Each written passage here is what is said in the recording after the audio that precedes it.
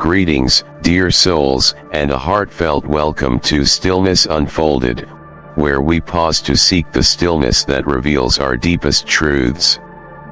I'm honored to share this moment with you today. Close your eyes for a heartbeat and imagine your flame burning bright in the quiet of dusk, a beacon of life piercing the shadows. Now picture time creeping in, silent as a thief, draining its glow drop by drop until it's just a whisper of what it once was. Is that flame fading in you, too? The Buddha taught that all things shift and pass like whispers on the wind, yet too often we let this truth slip by, watching our light dim not because it must, but because we've forgotten how to nurture it. Today, I beckon you to sit with me, not as a voice echoing through a screen, but as a friend on a journey through the teachings of the Awakened One. We'll explore whether time is dimming your light, stealing the vitality of your mind and spirit, and uncover a path to shine forever, radiant with purpose, wisdom, and joy, no matter the years behind you. Here's the mystery that might stop you in your tracks. A single choice you're making today could be snuffing out your glow without a sound. This video is a treasure chest of insights, so stay with me to the end to unearth it all. If it lights something within you, please gift us a like, subscribe to Stillness Unfolded, and share your thoughts below. Your words help us weave more tales of awakening for you. Let's step into the light together. Ready? The drift begins unseen. The fading of a life does not announce itself with trumpets or thunder. It slips through the smallest cracks, unnoticed at first. The book you intended to read but left gathering dust on the shelf, its pages yellowing with neglect. The question you once pondered in the quiet of night but no longer dare to ask. The quiet routine you slipped into without a second thought. A rhythm so familiar it lulls you into a dreamless sleep.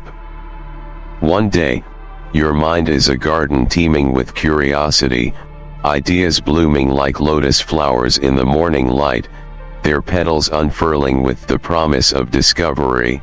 The next, you turn inward and find a stillness, not the serene calm of meditation that cradles the soul, but an absence that echoes with emptiness, a hollow space where once there was song. The Buddha spoke of this in his teachings on suffering, not as the grand tragedies that rend the heavens and shake the earth, but as the subtle erosion born of clinging to what no longer serves us, our past selves, our faded roles, our illusions of permanence that we clutch like shadows in a storm. I recall a man I met years ago in a humble village temple, a farmer named Tan, his presence once as sturdy as the rice fields he tended. In his youth, he was a figure of vigor, his broad shoulders bending under the weight of plow and sun as he tamed the wild earth, coaxing life from its soil. But as the seasons turned and his hair silvered like the moon on a still night, he began to retreat into himself. "My work is done," he told me one afternoon beneath the sprawling banyan tree, its roots sprawling like the years he had lived. "My sons can carry the burden now." At first, he relished the rest, sitting in the shade, watching the ox carts roll by with their creaking wheels, the world moving past him in a gentle blur. Yet over time, his gaze grew distant, as though he were looking through the world rather than at it, his eyes tracing paths to a place no one else could see. His hands, once rough with the honest toil of earth, softened not with the peace of a life well lived, but with the idleness of a spirit unmoored. He stopped joining the monks for the evening chants, his voice no longer rising with the rhythm of the sutras to greet the stars. He ceased sharing tales with the children who once gathered at his feet, their laughter replaced by a silence that hung heavy in the air. When I asked him why, His reply was a whisper heavy with resignation, a breath barely stirring the leaves. "What is there left for an old man like me?" His body still drew breath, but his spirit had begun to drift, carried away on a current he no longer steered, a boat lost to the tide. This, my friends, is the silent trap, not the lines etched upon our skin like the rings of an ancient tree, nor the slowing of our steps as the years press down, but the moment we convince ourselves that our purpose bears an expiration date, like a fruit left too long on the vine, sweet once but now forgotten. The Buddha taught that life is a river, ceaselessly flowing, ever changing with the tides of time. When it moves, it glimmers with clarity, reflecting the sky in its joyful dance. When it stalls, it grows murky, stagnant, a mirror to nothing but its own decay. I have seen this in the eyes of those who come to the temple, their stories echoing Tana's, a merchant who no longer barters in the bustling market, his scales rusting in the corner, a mother who no longer sings lullabies to her grown children, her voice swallowed by the wind, a scholar who no longer opens his scrolls, their wisdom locked away like a treasure unclaimed. Each one drifts not because the years demand it, but because they have let the river of their life slow to a standstill. The third thing silently revealing your drift is the quiet that replaces your questions, something so subtle you might not notice its weight until it has settled deep within you. Tell me, what question have you stopped asking? Share it in the comments below, and let us stir the waters together.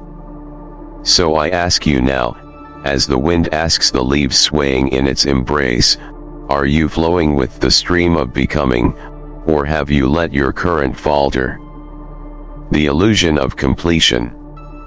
They tell us that age is a finish line, a reward for decades of labor, a time to lay down our tools, to rest beneath the shade of our efforts, to pass the torch to younger hands eager to grasp it. In the West, they call it retirement, a word that rolls off the tongue laden with the promise of leisure, of golden years bathed in ease, as though life were a race won and done. Yet in the light of the Dharma, such a notion fades like mist before the sun. There is no retiring from life itself.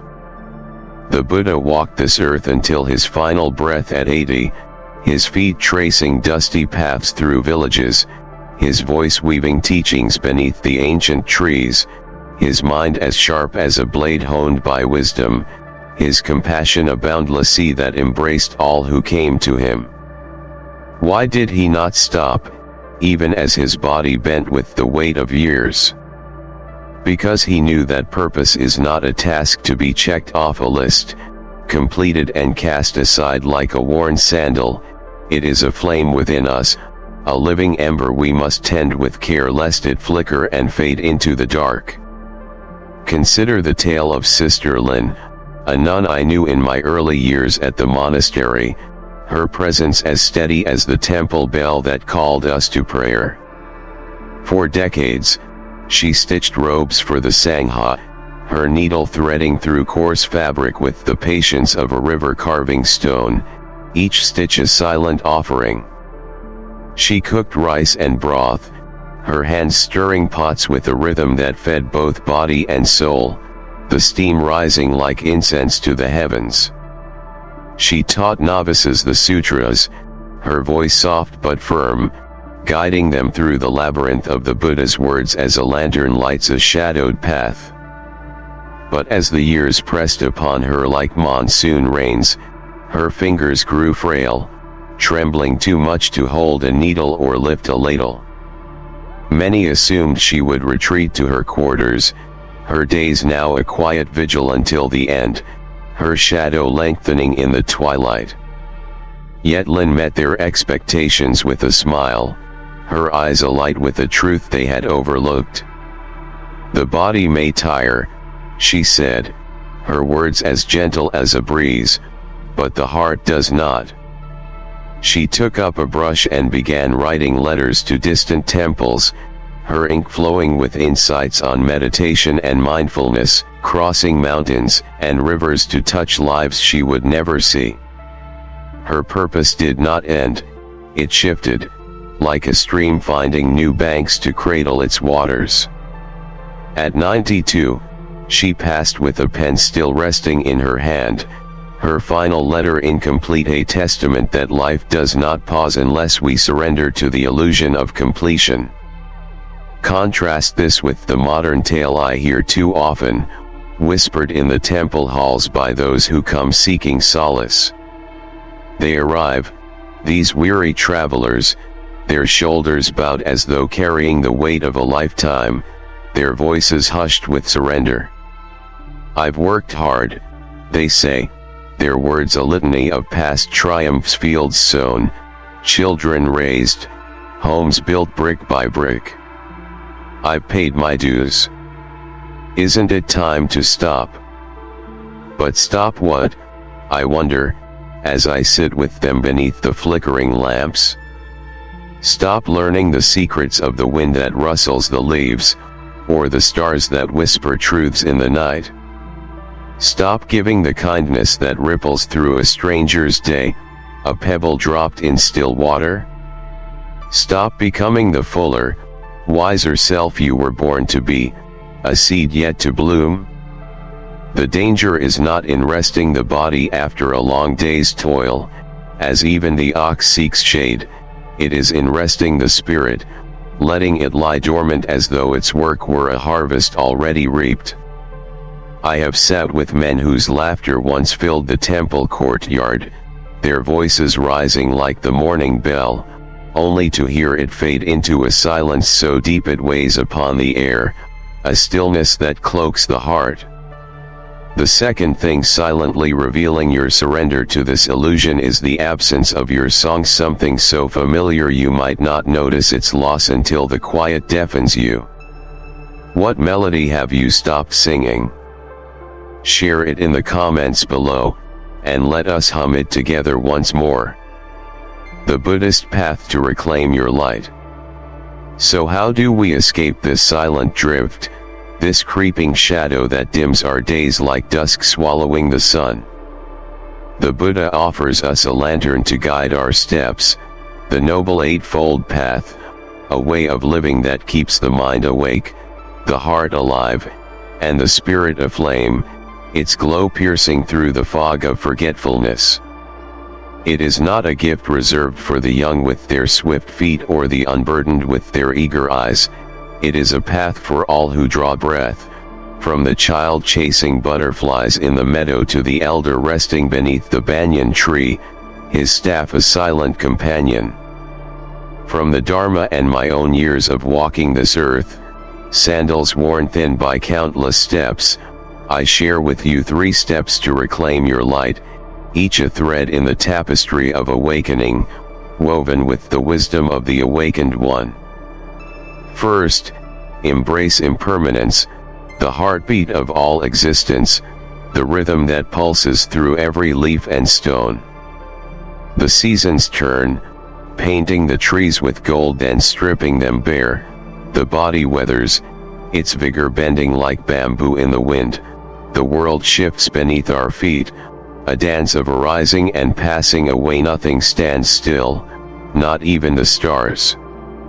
To fight this truth is to grasp water in your fist, fingers clenched in vain as it slips through, leaving only the ache of resistance and a palm empty of peace.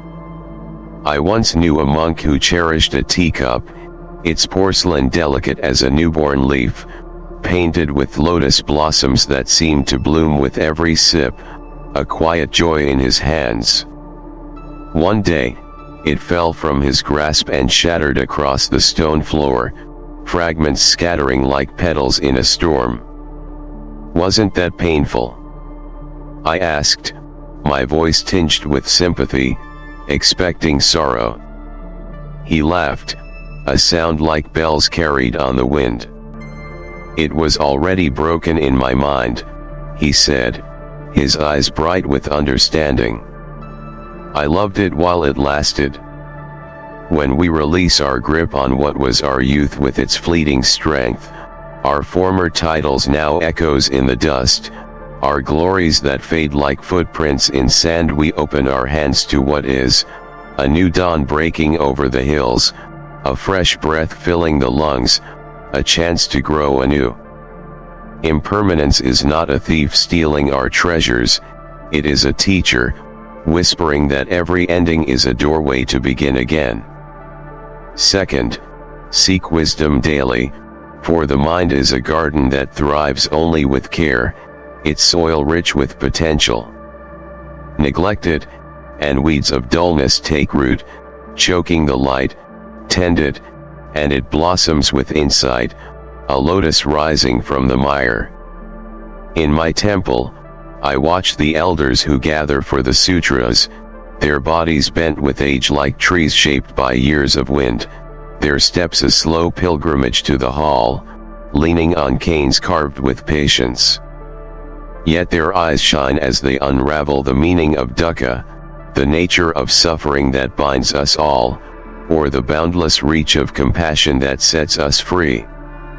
One woman, my, now 85, shared with me her journey 2 years ago into Pali, the ancient tongue of the Buddha's words, her voice trembling with delight as she spoke. I may not master it, she said, her hands wrinkled but steady, but every syllable I learn feels like a step closer to his truth. I have seen her since, poring over texts by lantern light, her fingers tracing the script as though it were a map to liberation, her face alight with the joy of discovery. Wisdom is not a treasure hoarded in youth, locked away in a chest of memory, it is a seed we plant each day, watered by curiosity, its harvest a mind that grows ever deeper in understanding. Third, give what you have, for purpose is not a towering monument raised to the sky, but a quiet offering that binds us to the world, a thread of connection in the great web of being. In my village, there lived an old carpenter named Duke, his hands once steady as he shaped wood into chairs and tables, each cut a testament to his craft. Age stole the strength from his fingers, leaving them trembling, unfit for the chisel that once sang in his grip. Yet he did not retreat into shadow, his tools rusting in a corner. Instead, he sat with the children beneath the tamarind tree, teaching them to whittle small toys from bamboo elephants and birds that danced in their small hands, their eyes wide with wonder. Their laughter became his music, a melody that filled his days, their curiosity his reward, a spark that kept his own alive. He no longer built palaces to house the mighty, but he crafted something greater, connection, a bridge between his years and theirs, a legacy of joy. The Buddha taught, a generous heart is the beginning of liberation, and I have seen this truth unfold time and again when we share our knowledge, our kindness, our time, we do not fade into the dusk, we shine, our light reflected in the eyes of those we touch. The fifth thing silently revealing your path is the gift you've stopped giving, something so simple you might not notice its absence until the silence grows heavy. What could you share today? Tell me in the comments below, and let us light the way together. The power of those beside you. No one walks this path in solitude, a lone figure against the vastness of the sky. The Buddha spoke of Sangha, the community of seekers, as a pillar of the spiritual life, a mirror to our own becoming, reflecting back the light or the shadow we carry within. Who surrounds you shapes you, their voices weaving into the fabric of your days, their presence a thread that either strengthens or frays the tapestry of your spirit. I once knew a merchant named Vin, a man of wealth in his prime, his hands once heavy with silver from bustling markets. In his later years, he fell into a circle of men who spoke only of the past, old trades bartered beneath the midday sun, old victories won in dusty caravans, old coins long spent and buried in memory. Their words were a chant of nostalgia, a loop that wound tighter with each telling, dulling his spirit until his laughter grew faint, a whisper lost to the wind, his eyes fixed on shadows of yesterday as though the present had faded from sight. One day, by chance, or fate, he wandered into our temple's discussion circle, where monks and lay people wrestled with the nature of karma, their voices sharp with questions, cutting through the stillness like a blade through silk. Afterward, he grasped my arm, his face alight with a fire I had not seen in years. "I felt my mind wake up," he said, his words trembling with wonder, like a lotus opening to the sun after a long night. Within months, he was poring over the sutras by candlelight, debating with novices under the Bodhi tree, his voice ringing with life once more, a bell calling the dawn. Now, cast your gaze upon your own circle, those who walk beside you through the seasons of your journey. Are they flames that warm you, urging you to reach higher, to grow deeper, their heat a spark to your own? Or are they embers fading into ash, pulling you into a stillness that mimics death, their glow too weak to light your way? The fourth thing silently revealing your drift is the company you keep, something so familiar, so woven into the rhythm of your days, that you might not notice its pull until it has drawn you far from shore, adrift on a sea of quiet resignation. I have seen this in the temple's courtyard, a woman who once sang with the monks, her voice rising like incense, now sits alone, her friends lost to complaint and idleness, their words a weight upon her wings, a man who once questioned the stars, his eyes tracing their paths, now echoes the grumbles of those who see only clouds, his vision dimmed by their haze. Surround yourself with those who seek, who challenge, who refuse to let their light dim, and you will find your own flame burning brighter, fed by their spark, a fire that dances against the dark. Tell me, who lifts your spirit, who keeps your flame alive?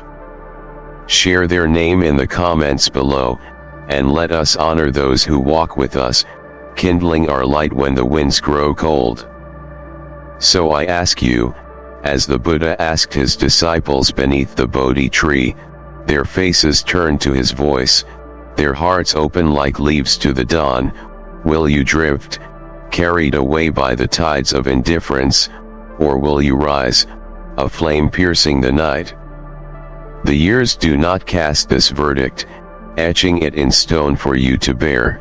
You do, with every breath that fills your chest, every choice that shapes your path. Picture a lotus in a muddy pond, its roots sunk deep in the mire, entwined with the dark and the damp. It does not curse the water that cradles it, blaming the muck for its burden. It rises through it, piercing the surface with quiet strength, blooming in defiance of the shadows below, its petals a testament to resilience. You, too, can rise not as the self you once were, tethered to yesterday's triumphs like a kite caught in old winds, but as the self you are becoming, radiant with the wisdom of now, a light that glows not from the past but from the present moment. The world does not need you to fade into the margins, a whisper lost to time, a name erased by the dust of neglect. It needs your stories, etched with the lessons of your journey, each scar and smile a chapter of truth, your presence, a steady hand to guide the uncertain through their own shadowed paths, your wisdom, a lantern held high for those still seeking, its flame unwavering in the wind. Here is a thought to carry with you, a seed to plant in the soil of your day, fragile yet brimming with life. What small step could you take today to tend your light, to keep it from dimming in the quiet corners of routine? Perhaps it is opening a book you've long set aside, its pages waiting to speak, their words like whispers from a distant friend.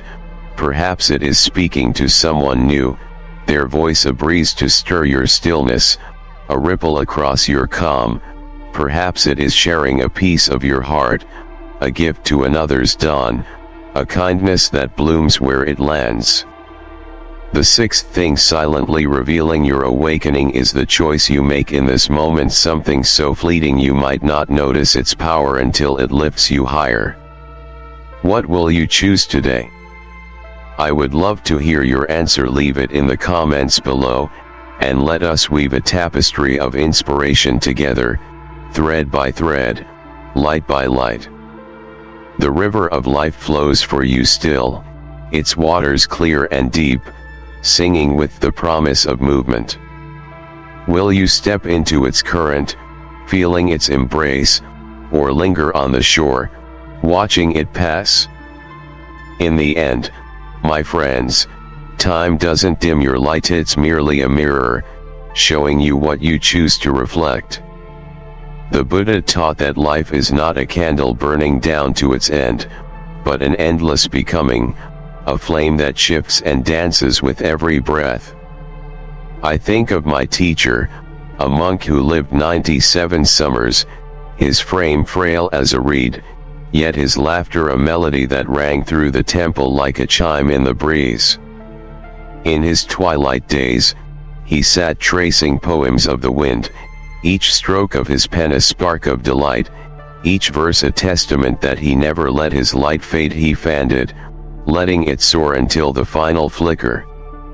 So rise, my dear friend, rise with the wonder of a child chasing the dawn, the wisdom of your years like stars in your eyes, the heart of one who knows that as long as breath flows, your light can burn eternal. Is time dimming your light, or are you ready to shine forever? You hold the power to choose. This journey has been rich with revelations. Did you feel its glow? If it's kindled something in you, please honor us with a like, subscribe to Stillness Unfolded, and tell me in the comments, what will you do today to keep your light alive? Your voice lifts this channel, bringing more stories of stillness and radiance to share. Until we meet again, let your flame blaze unyielding, unbroken, forever bright.